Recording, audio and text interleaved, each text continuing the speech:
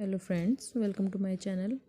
आज मैं आपको 12 कली वाले प्लाज़ो की कटिंग और स्टिचिंग करना बताऊंगी, जिसकी मदद से आप एक बहुत ही सुंदर सा कलियों वाला प्लाज़ो बनाकर तैयार कर सकेंगे। इस प्लाज़ो की कटिंग करना बहुत ही आसान है और ये देखने में बहुत सुंदर लगता है। तो प्लाज़ो की कटिंग और स्टिचिंग देखने के लिए प्लीज़ वीडियो को पूरा देखें और बीच में कोई भी पार्ट स्किप ना करें, जिससे कि आपको बहुत ही अच्छे से समझ आएगा। तो ये देखिए, ये मैंने 2.25 मीटर कपड़ा लिया है और ये जो सूट के साथ बॉटम का कपड़ा आता है ये वही है और मैंने कुछ भी अलग से नहीं लिया। तो मैं इसी में से आपको कटिंग करना बताऊंगी। जो हम प्लाज़ो बनाने जा रहे हैं, इसकी लंबाई है 36 इंच, हिप साइज़ 44 इंच और वेस्ट है 36 इंच। तो इसी के हिसाब से मैं इसकी कटिंग करना बताऊंगी। तो ये देखिए, अब सबसे पहले हम कपड़े को खोल लेंगे और जो किनारी वाली साइड है लंबाई में, तो यहाँ से पकड़कर इस तरह से डबल करके किनारे से किनारे मिलाकर कपड़े को फैला लेंगे।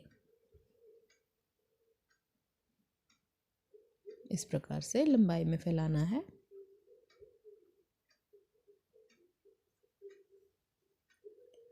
कपड़े को अच्छे से फैला लेंगे, इसमें बीच में कोई सलवट नहीं रहनी चाहिए।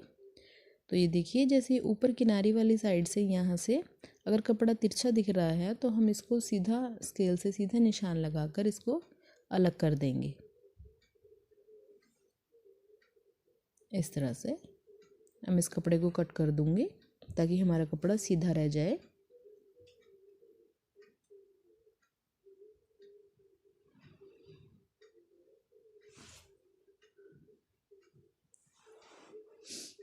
अब इसके बाद हम इसके निशान लगाना शुरू करेंगे। तो जैसे कि मैंने आपको बताया, इसकी लंबाई हमें 36 इंच तैयार करनी है। तो उसी हिसाब से सबसे पहले मैं लंबाई लूँगी। 36 में से मैं 1 इंच माइनस करेंगे हम, 35 रह जाएगा, क्योंकि 1 इंच हमने ऊपर बेल्ट भी लगानी है तो वो उसमें पूरा हो जाएगा। तो ये देखिए, मैंने लंबाई का निशान लगा लिया है और साथ साथ इसके 2 इंच एक्स्ट्रा मार्जिन का भी निशान लगा दिया है। तो अब इन दोनों निशानों को मैं स्केल की सहायता से सीधा कर लूँगी।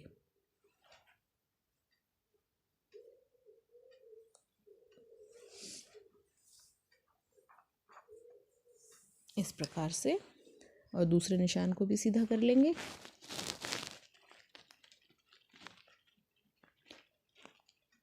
तो अब इसके बाद में इसकी टोटल चौड़ाई देखूँगी। तो ये टोटल चौड़ाई है इसकी 21 इंच। तो अब जैसे ये कलियाँ बनानी है, तो ये कलियाँ टोटल 12 होंगी, मतलब एक पैर पे 6 कली और दूसरे पैर पे 6 कली, इस तरह से 12 कलियाँ होंगी। तो 2 पार्ट्स फ्रंट के होंगे, 2 पार्ट बैक के होंगे, टोटल 4 पार्ट होंगे। 4 पार्ट में हम 3-3 इंच, मतलब फ्रंट में एक साइड 3 और दूसरी साइड 3, इस तरह से कलियाँ आएंगी। अब जो टोटल चौड़ाई है 21 इंच, इसको मैं 3 से डिवाइड कर दूँगी। तो ये 7-7 के 3 पोर्शन हो जाएंगे, मतलब 7 या 21। इस तरह से ये पहली, दूसरी और तीसरी, ये 3 कलियाँ बनेंगी एक पैर की, और 3 ही पीछे की तरफ। इस तरह से ये देखिए, मैंने 3 कलियों के ये निशान लगा दिया है। और अब इसके बाद हम ऊपर की तरफ आएंगे। ऊपर की तरफ से यहाँ से भी हम इसकी टोटल चौड़ाई देखेंगे। तो यहाँ से भी ये 21 इंच है। अब 21 इंच के यहाँ पे मैं हाफ में निशान लगाऊंगी, मतलब 10.5 इंच पर। ये 10.5 इंच पे मैंने निशान लगा दिया है। अब हम थोड़ा सा इसका हिप साइज़ के हिसाब से इसका मेजरमेंट निकालेंगे। अब जैसे हिप साइज़ है 44 और एक पैर के एक साइड कली आएगी 3, तो इसमें मैं 3 इंच प्लस कर दूंगी। जितने भी हम कलियाँ डालेंगे एक पैर पे, उसमें हम उतना ही प्लस करेंगे। 3 कली हैं तो 3 ही प्लस करना है, तो ये 47 हो जाएगा। अब जैसे नीचे की तरफ से हमने 7-7 इंच के 3 डिवाइड लिए हैं, तो इसको 47 को मैं 7 से डिवाइड कर दूंगी, तो ये आ जाएगा 6.7 इंच।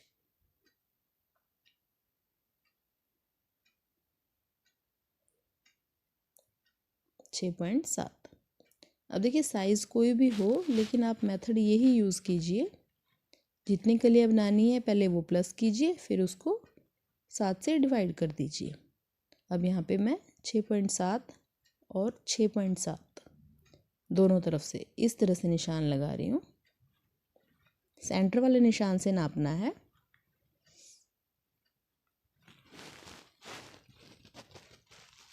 अब ये चौड़ाई का तो निशान लगा दिया। अब इसके बाद हम लेंगे क्रोच लेंथ। क्रोच लेंथ में यहाँ पे 13 इंच ले रही हूँ, इस तरह से। अब यहाँ पे 2.5 इंच का हम आगे आसन बढ़ाएंगे और इसको इस तरह से गोल कर देंगे।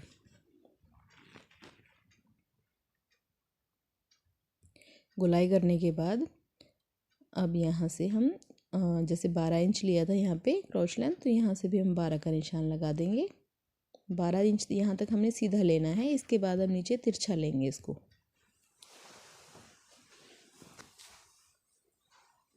अब जो नीचे लंबाई का निशान लगाया है ना, वहाँ तक इसको इस तरह से मिला देंगे स्केल की सहायता से।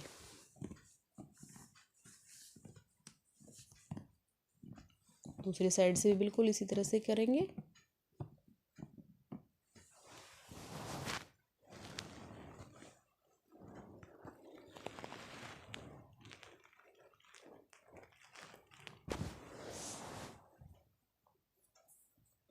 ये देखिए यहाँ तक मिला दिया है। अब देखिए जैसे नीचे की तरफ से हमने 3 पार्ट किए हैं, मतलब 7-7 इंच के हमने 3 पार्ट किए हैं, तो इसी तरह से हम ऊपर से भी करेंगे।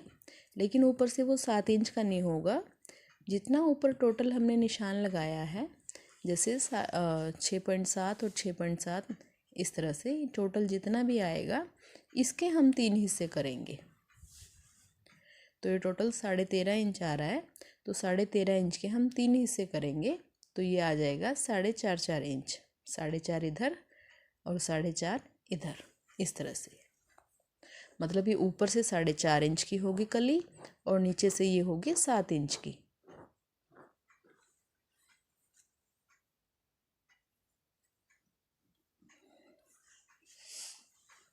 तो अब इसको नीचे तक इस तरह से, इन दोनों निशानों को इस तरह से सीधा कर देंगे।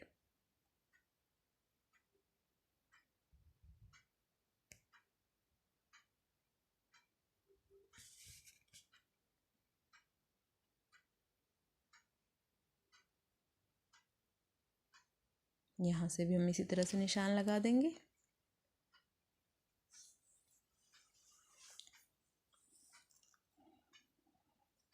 ये देखिए, अब अभी मैं इन कलियों को कट नहीं करूँगी, बस जो ये क्रोच लेंथ वाला निशान है यहाँ से हम इसकी कटिंग करेंगे। इनको मैं अच्छे से सीधा कर रही हूँ क्योंकि इसमें थोड़ा सी टेढ़ी निशान लग गया है, तिरछा हो गया है, इस तरह से।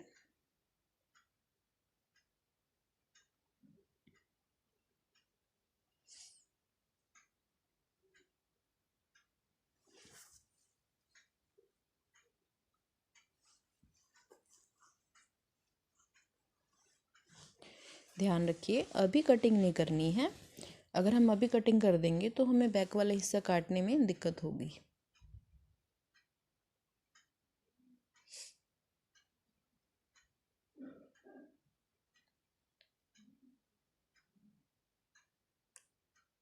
अब जो ये क्रोच लेंथ है यहाँ से हम कटिंग करेंगे। सबसे पहले मैंने लंबाई में कट कर लिया है इसको। अब यहाँ से कटिंग करेंगे। जो किनारे वाली साइड है ये वाली ये है।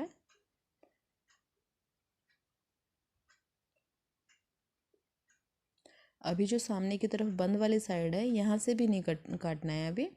ये बैक वाले पार्ट के साथ तभी कटेगा। अभी मैं इसको हटा रही हूँ और इसके बाद जो हमारा बाकी कपड़ा बचा है उसको भी मैं इसी तरह से किनारे मिलाकर सीधा फैला लूँगी।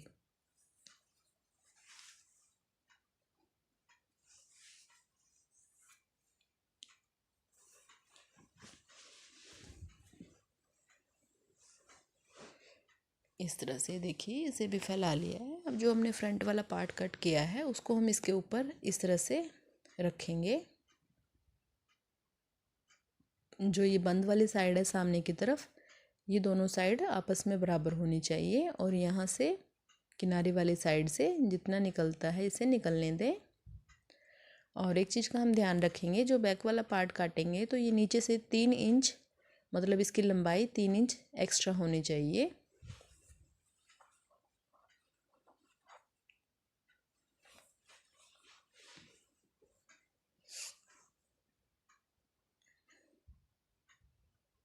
इस तरह से हमें इसको सारे कपड़े को अच्छे से सीधा कर लेना है, बीच में सलवट नहीं होनी चाहिए कोई भी, इस प्रकार से। अब देखिए जो ये क्रोच लेंथ की आगे से नोक है, यहाँ से लेकर हम ऊपर तक इस तरह से बढ़ाएंगे और आगे भी 2.5 इंच बढ़ा देंगे। बैक वाला पार्ट हम जो क्रोच लेंथ होती है, आसन होता है, उसकी लंबाई और चौड़ाई दोनों बढ़ाते हैं और यहाँ से भी हम इसको इस तरह से तिरछा करके मिला देंगे।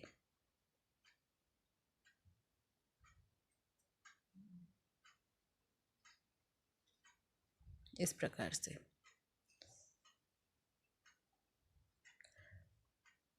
अब इसकी हम इसी तरह से कटिंग कर देंगे।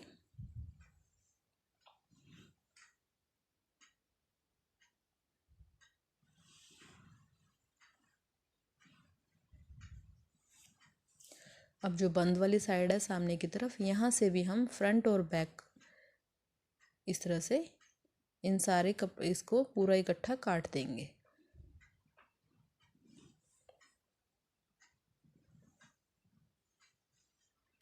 यहाँ से कपड़ा बराबर कटेगा, यहाँ पे कोई मतलब एक्स्ट्रा नहीं लेना है, बिल्कुल बराबर काटना है यहाँ से।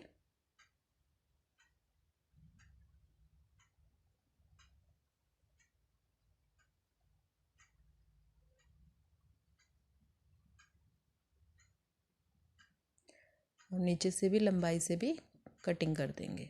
तो ये देखिए, अब जो ये नीचे की तरफ हमने निशान लगाए थे साथ साथ के पोर्शन में, अब इनको चारों पीसीस को इस तरह से मैं छोटे छोटे से नोचेस लगा रही हूँ, यहाँ पे छोटे छोटे कट लगा रही हूँ।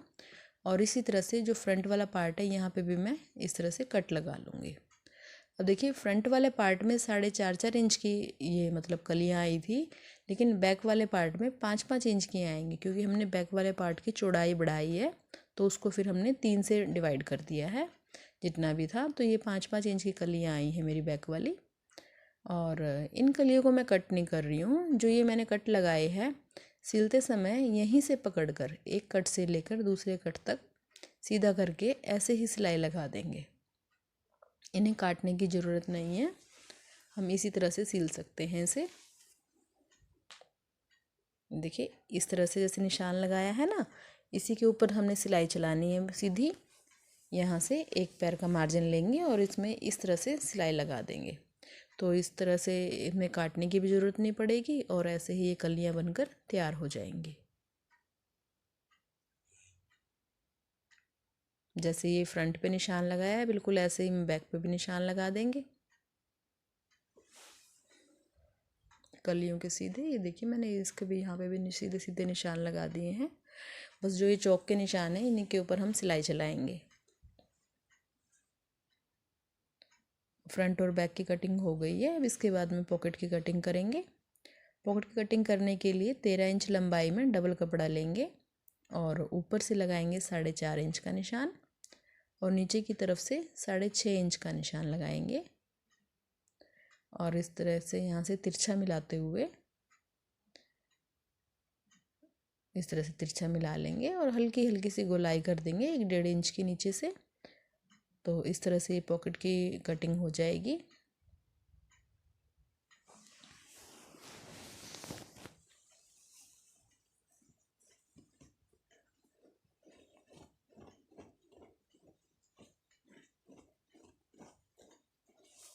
तो ये देखिए ये पॉकेट की कटिंग हो गई है और इसके बाद मैंने 4-4 इंच की 2 पट्टियाँ कट कर ली हैं, जो कि हमारे बेल्ट में यूज़ होंगी।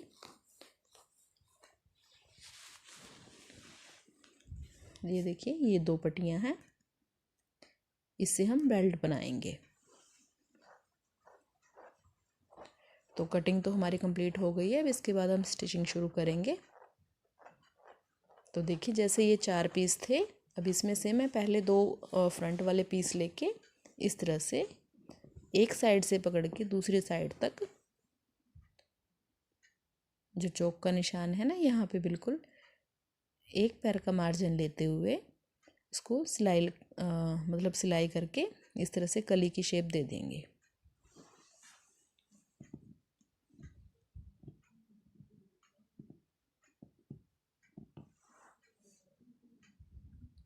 धीरे धीरे से बिल्कुल सफाई से सिलाई लगानी है। मार्जिन में एक पैर से ज़्यादा नहीं रखेंगे क्योंकि ये हमने काटा तो है नहीं, ये सिर्फ हमने मतलब लुक दिखानी है इसकी कि यहाँ पे सिलाई आई हुई है।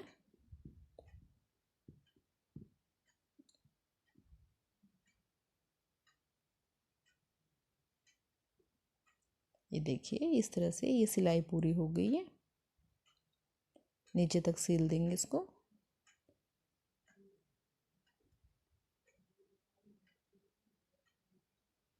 और बिल्कुल इसी तरह से दूसरी कली पे भी सिलाई लगा देंगे।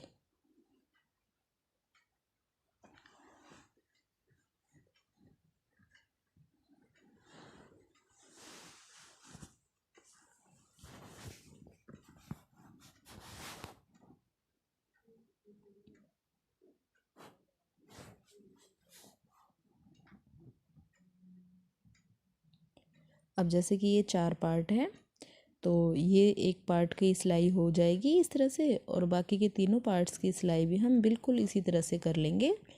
मतलब 2 फ्रंट के और 2 बैक, चारों पार्ट पर इसी तरह से हम कलियां बना देंगे।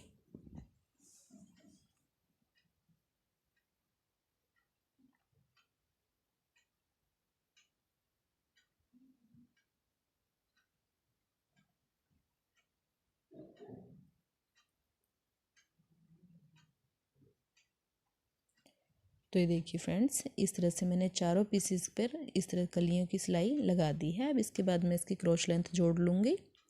दोनों फ्रंट वाले पार्ट लेके इस तरह से क्रोच लेंथ की यहाँ से सिलाई कर देंगे तो ये आसन बन के हमारा तैयार हो जाएगा। बिल्कुल इसी तरह से हम बैक वाले पार्ट की भी सिलाई कर लेंगे।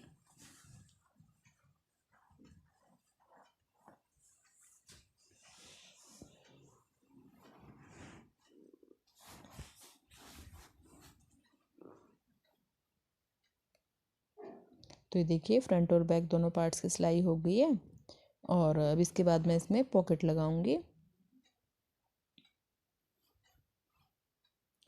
पॉकेट और बेल्ट की डिटेल वीडियो मेरी दूसरी वीडियोस पे जाकर आप देख सकते हैं। इसमें मैं आपको ज़्यादा डिटेल में नहीं बता रही हूँ। पॉकेट ये देखिए, आप चाहें तो दोनों साइड पॉकेट लगा सकते हैं, चाहे तो एक साइड। मैं इसमें एक ही साइड पॉकेट लगा रही हूँ, राइट साइड।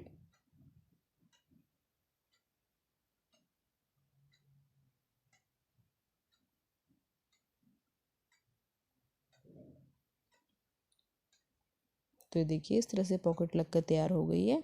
अब इसके बाद मैंने इसकी फ्रंट बेल्ट भी लगा ली है जो कि बुकरम से बनाई है। और अब इसके बाद मैं इसकी बैक वाली बेल्ट बनाऊंगी।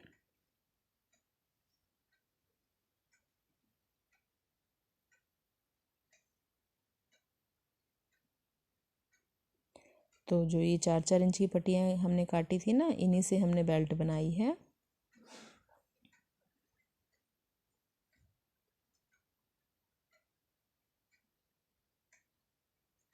अब बैक वाले पोर्शन में हम मतलब बैक वाले पार्ट में हम लास्टिक डालेंगे।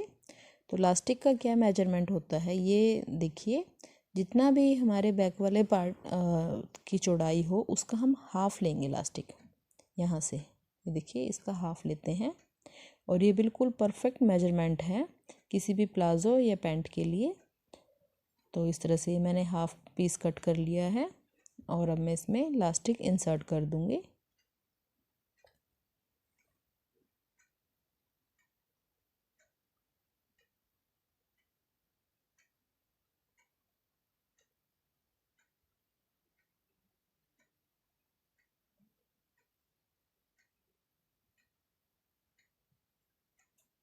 तो देखिए इसमें लास्टिक मैंने डाल दी है और इसके ऊपर मतलब सिलाई लगा के इसको फिक्स कर देंगे।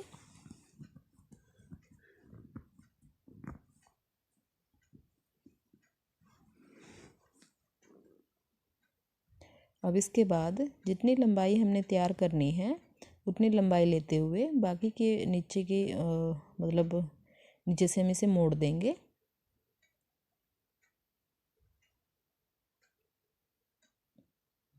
ये देखिए दोनों पैरों से मैंने मोड़ दिया है और नीचे की तरफ मैं इसमें एक लेस लगा रही हूँ। ये टोटल मतलब ऑप्शनल है, आपकी मर्जी है तो आप लेस लगाइए, नहीं तो आप बेशक मत लगाइए, कोई ज़रूरी नहीं है। दोनों पैरों पे मैंने इस तरह से लेस लगा ली है और हम इसको अब बंद करेंगे।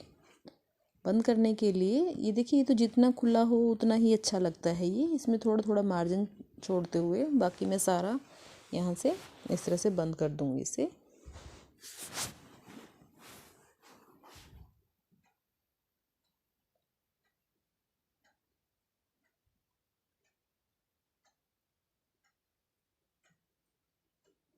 इस सिलाई को डबल कर लेंगे। तो ये देखिए फ्रेंड्स, ये हमारा कितना सुंदर प्लाजो बनकर तैयार हुआ है। ये देखिए,